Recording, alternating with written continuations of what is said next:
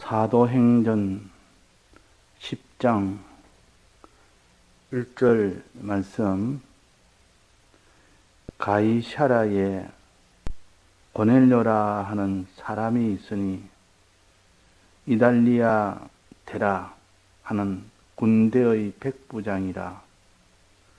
그가 경건하여 온 집으로 더불어 하나님을 경외하며 백성을 많이 구제하고 하나님께 항상 기도하더니, 하루는 제 9시쯤 되어 환상 중에 밝히 보매 하나님의 사자가 들어와 가로되 고넬료야 하니,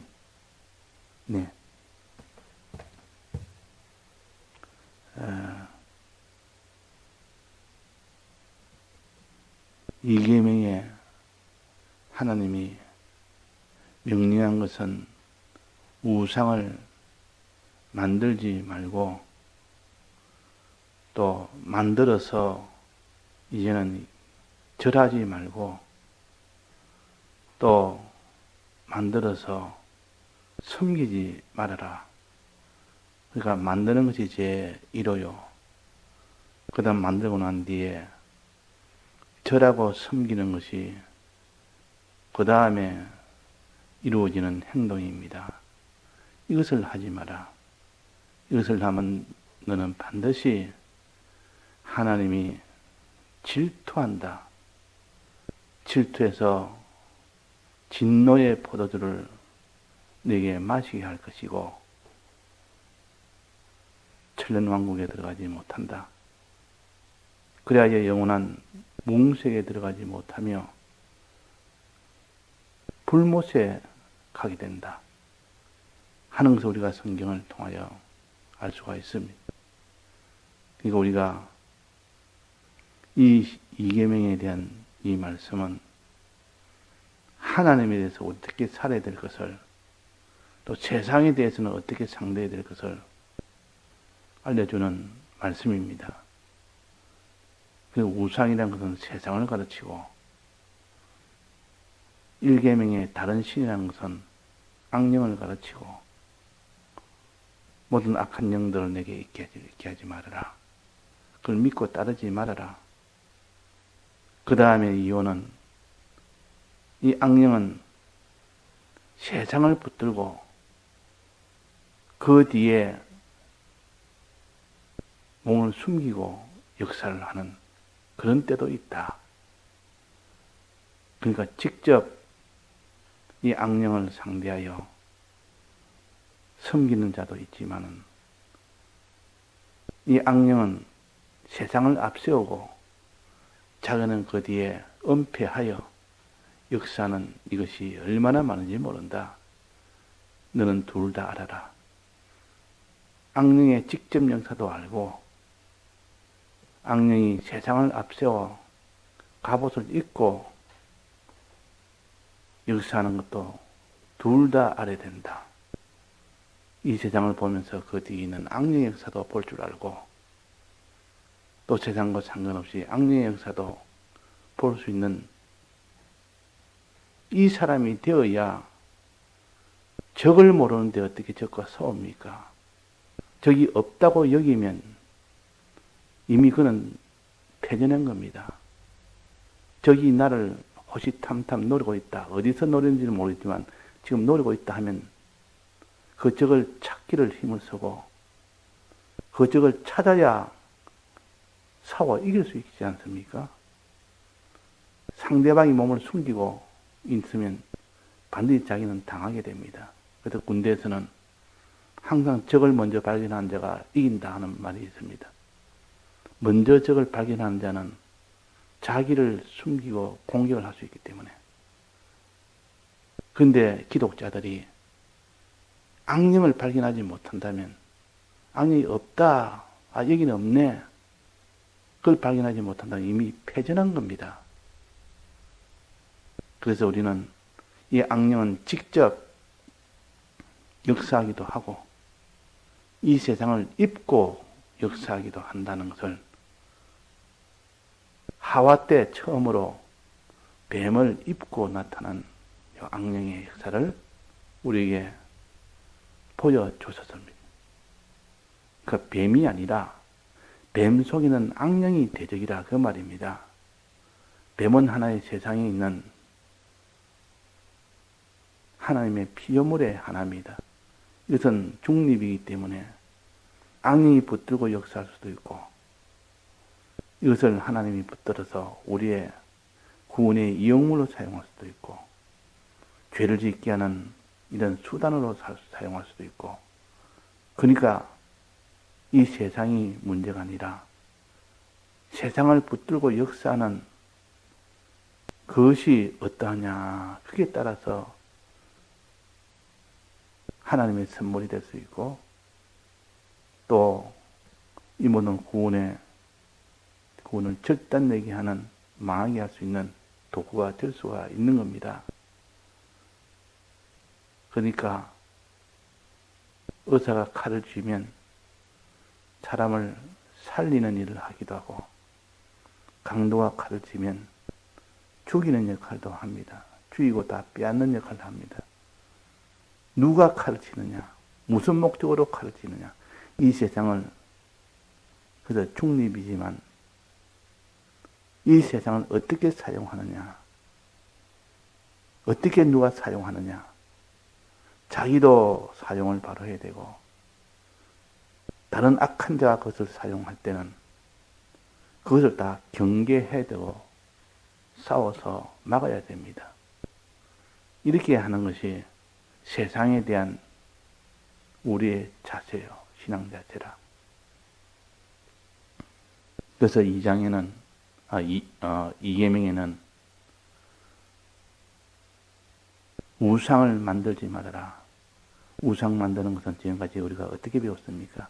거짓말로 우상을 만듭니다. 거짓말로. 우상 만드는 주체는 악령이요.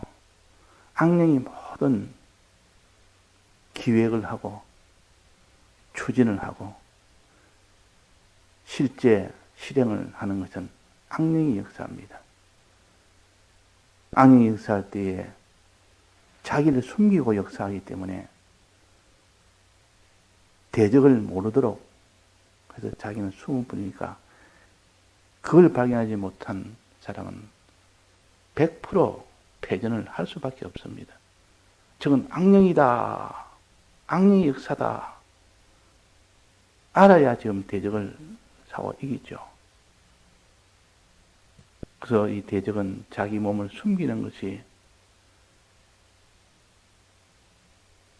이 아군을 다 싸워 이기는 길이다 해서 자기 몸을 숨깁니다. 숨길 때 밝은 눈으로 볼 수 있는 사람이 돼야 되지, 눈이 어두우면 악령의 정체를 보지를 못합니다. 아, 저 사람 뒤에는 지금 악령이 역사한다.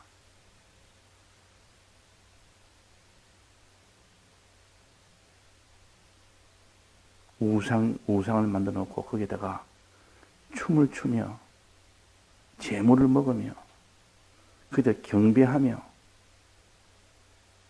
거기서 뛰놀며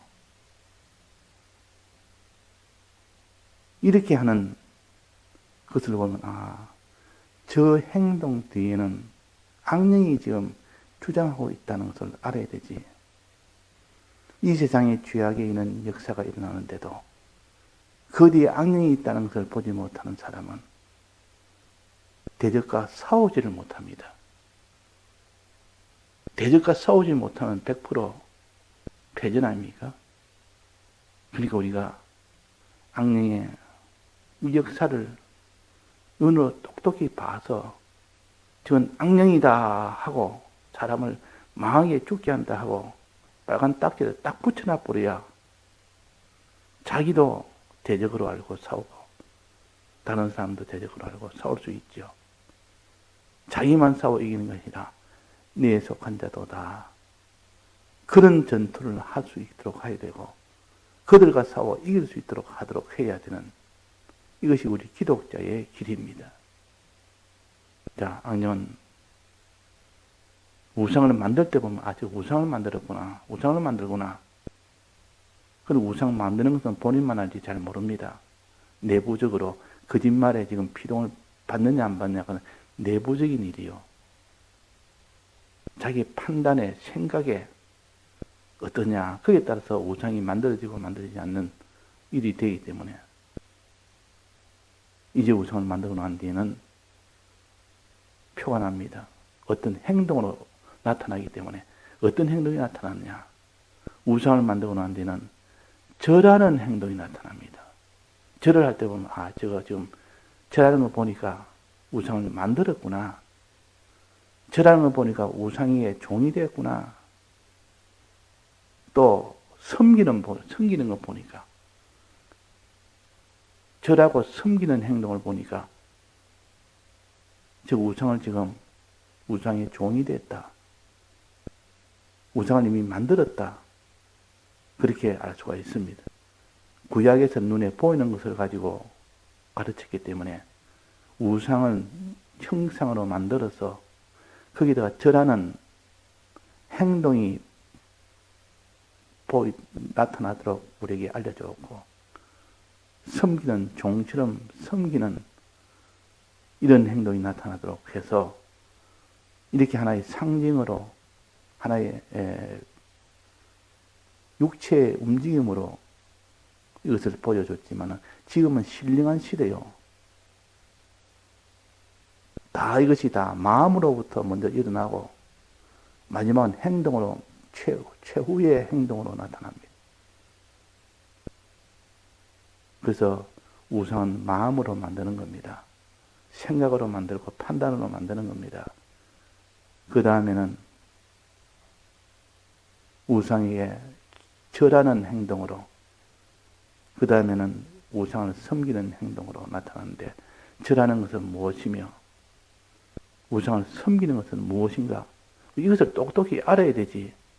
이것을 모르는데 신약에 와서는 우상에 절하는 사람 어디 있습니까? 머리 숙여 절하는 그런 사람이 있습니까?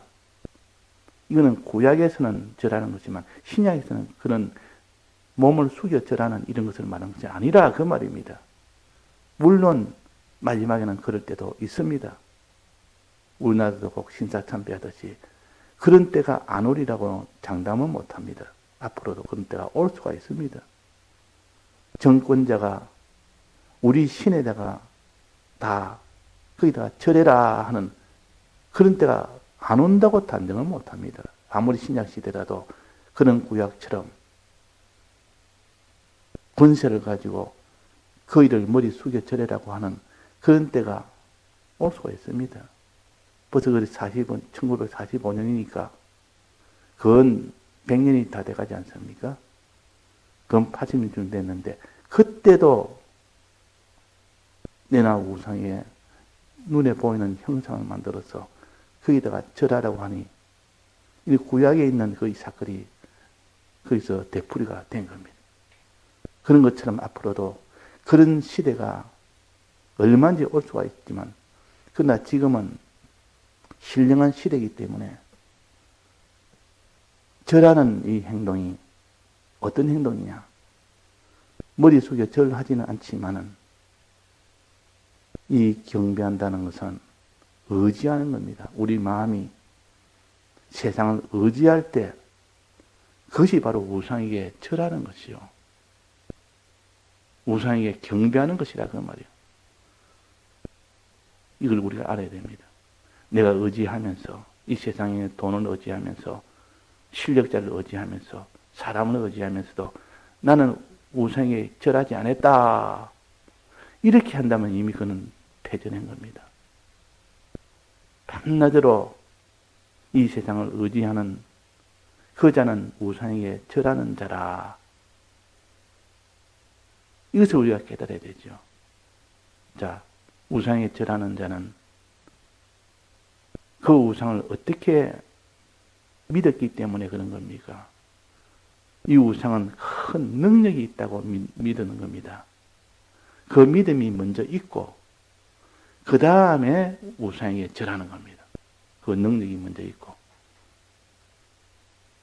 이 세상은 참 크다. 능력이 있다. 이런 권세가 있다. 여기에 내가 의지하면 저 우상이 다 해결해 주리라. 저 세상 것이 해결해 주리라. 하고 거기에 의지하는 마음이 들고 의지하는 행동이 되어질 때 그것이 우상에게 절하는 것입니다. 자, 우리가 하나님 외에 이 세상을 의지한 것이 있습니까? 없습니까? 냉정하게 자기를 봐야 됩니다.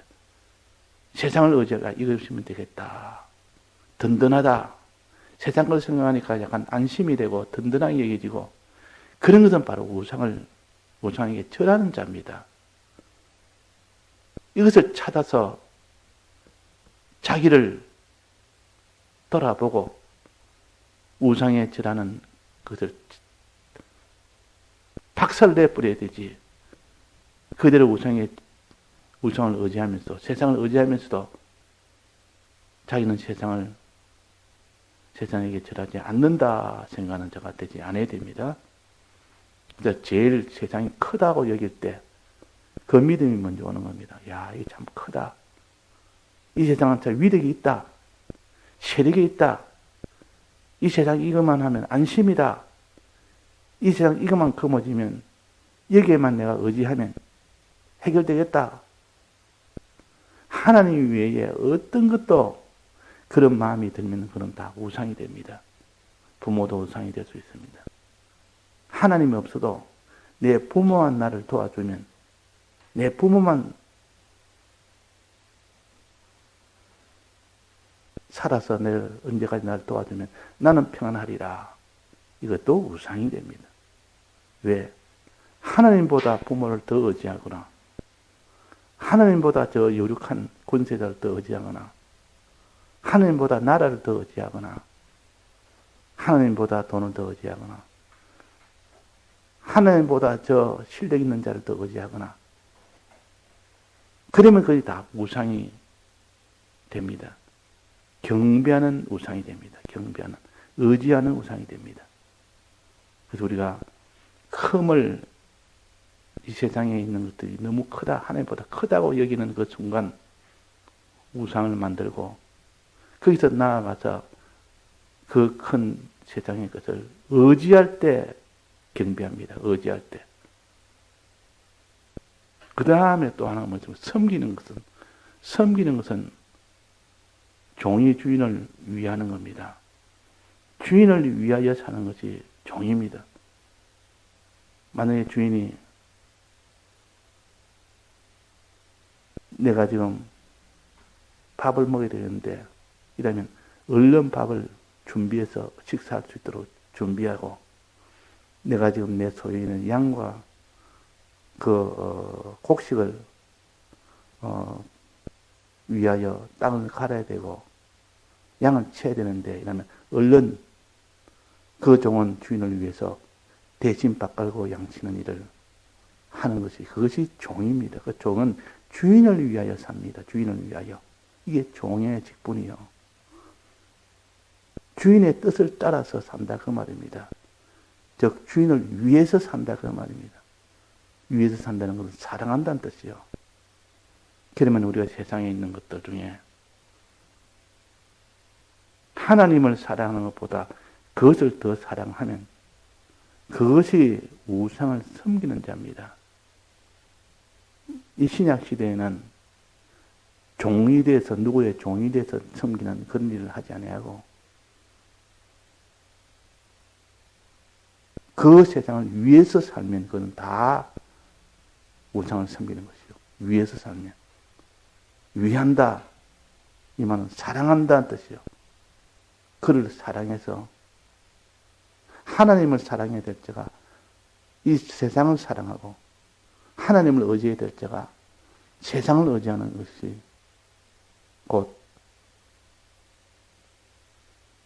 그것이 곧 우상에 절하는 것이요. 우상을 섬기는 것입니다. 우상에 절하는 것은 그 우상이 어떤 것을 믿는 것입니까? 큼을 믿습니다. 굉장한 이런 능력이 있다.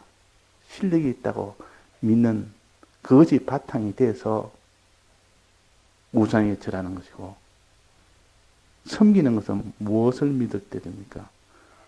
이것이 나를 참 복되게 해준다. 이것이 나를 위해 준다. 그것이 나를 위해 주니까 나도 그를 위하여 살아야 되겠다. 돈이 있으면 돈이 나를 위해 주고, 그러면 내가 돈을 위해서 살아야 되겠다. 그러면 돈을 섬기는 겁니다. 돈을 섬기는 겁니다.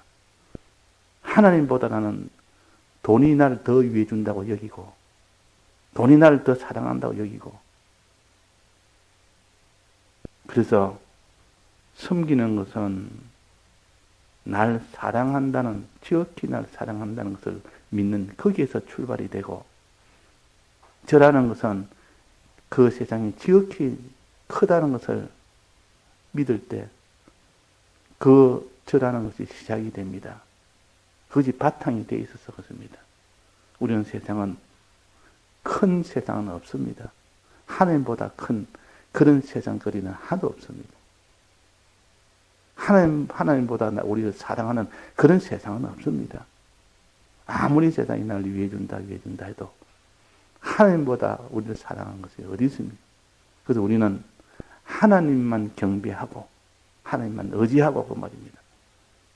하나님만 사랑해야 된다. 이걸 가르쳐서 너는 우상에 경배하지 말고 우상을 섬기지 마라. 이 말은 하나님만 경배하고 하나님만 섬기라는 뜻이요. 하나님만 의지하고 하나님만 사랑해라는 뜻이요. 이렇게 우리가 하나님 나를 사랑하니까 내가 하나님만 사랑해야 되겠다. 하나님만 내가 의지해야 되니까 하나님이 날 모든 것도 다 도와주고 하나님이 능력이 있으니까 하나님만 내가 의지해야 되겠다. 이렇게 해야 될 때가 그 반대로 세상을 갖다가 하나님 대신에 그 자리에 올려놓고 그 세상에 경배를 하는 겁니다. 자, 이 두 가지, 이 세상의 큼을 믿고 세상이 나를 사랑한다는 것을 믿고 그 세상을 의지하는 자가 되고 그 세상을 사랑하는 자가 되지 말아라. 그런 것입니다. 그러면 여기에 또 하나, 하나님의 큼을 믿는 자는 반드시 하나님을 의지하듯이 세상이 이거는 하나님보다 더 크다고 믿는 사람은 이 세상을 의지하는 거기에서 그치지 아니하고 세상이 제일 크게 여기면 그 마음에 어떤 마음이 생깁니까? 두려워하는 마음이 생깁니다. 하나님이 제일 크다고 하면 그렇게 믿는 사람은 하나님을 두려워하는 사람이 되고 세상을 제일 크다고 여기는 그 사람은 세상을 두려워하게 됩니다. 두려워하는 것을 경외라 합니다. 경외. 우리는 경외하는 것이 하나님을 경외해야 되느냐, 세상을 경외해야 되느냐. 세상 경외하는 것이 곧 우상에 절하는 것과 같은 상둥이 같은 그런 행동이요. 근본은 세상이 지극히 크다는 것을 기반을 두고 거기서 나온 것이니까. 그래서 경배는 지극히 큰 것을 믿을 때 그거에서 나온 겁니다. 또 세상이 지극히 크다고 믿으면 두려움이 나옵니다. 두려움이. 그래서 경외라는 것은 저라는 거와 형제라 같은 데서 나왔다 그 말이에요. 둘 다 경배와 두려워하는 것은 크다는 것에서 나왔습니다. 큰 것을 자기가 믿을 때 경외하게 되고 큰 것을 믿을 때 경배하게 됩니다. 그래서 우리는 이 하나님의 크심을 믿고 하나님을 경배하고 하나님을 경외하고 또 하나님의 사랑하심을 믿고 하나님을 섬기고 하나님을 사랑하는 이 자가 되어야 됩니다. 하나님을 사랑하는 것을 다른 말로 경건이란 말이 있습니다. 그게 하나님을 사랑하는 것이요. 우리는 경건하게 살아야 된다. 이 말은 하나님을 위하여 살아야 된다. 하나님을 사랑하여 우리가 살아야 된다. 그래서 성경에 경건이라는 말이 나오면 하나님을 사랑하는 자가 되라 하는 뜻이요. 거룩한 행실과 경건함으로 베드로후서 3장에 보면 너희는 어떤 사람이 되어야 마땅하냐? 거룩한 행실과 죄와 사고 이기는 그런 행실과 경건함으로 하나님을 사랑하는 자가 되라 그 말이에요. 하나님을 사랑하는 이것이 경건한 사람이요.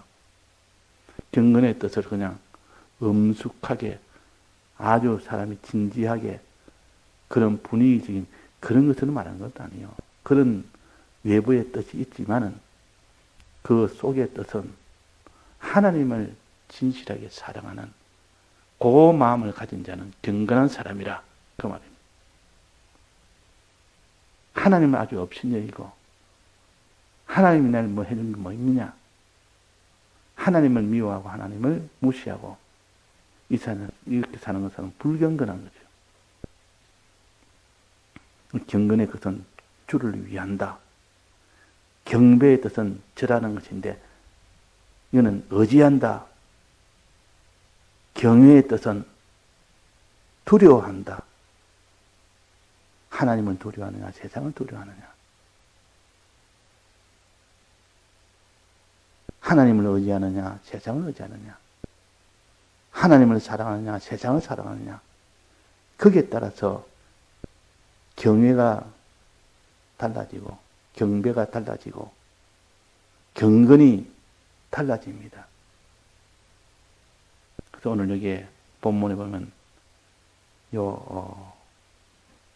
고넬료가 어떤 사람이라 하는 것을 요 세 가지 면을 다 기억했습니다. 고넬료는 경건하여 그랬습니다. 경건하여. 그가 경건했다. 이방인이지만 이방인의 군대의 백부장이지만 권세가 있는 이방인이지만 그는 경건했다. 기독자도 예수 믿는 사람도 경건하기 힘든데 이거는 이 사람은 이방인이면서도 또 이스라엘 백성을 권세로 다스리는 자이면서도 불구하고 그가 하나님께 경건한 사람이었다. 경건하다는 것은 무슨 뜻을 했습니까? 하나님을 사랑하는 자, 하나님을 위하여 사는 자. 이것이 경건이요. 또 그 다음에 뭐랬습니까? 온 집으로 더불어 하나님을 경외하며 2절에 나옵니다. 경외하며 하나님을 두려워하며 그 말이에요.